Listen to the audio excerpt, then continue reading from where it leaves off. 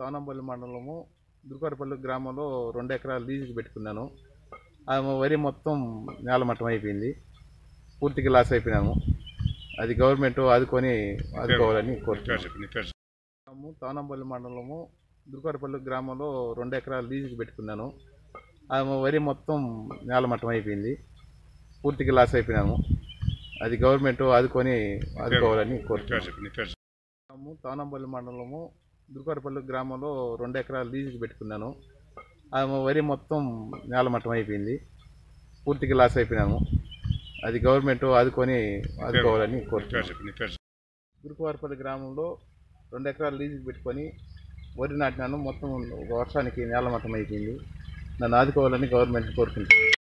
దుర్గారపల్లి గ్రామంలో 2 ఎకరాలు లీజుకి పెట్టుకొని వరి నాటినాను. మొత్తం వర్షానికి నేలమట్టం అయిపోయింది. నన్ను ఆదుకోవాలని గవర్నమెంట్ కోరుకుంటున్నాను.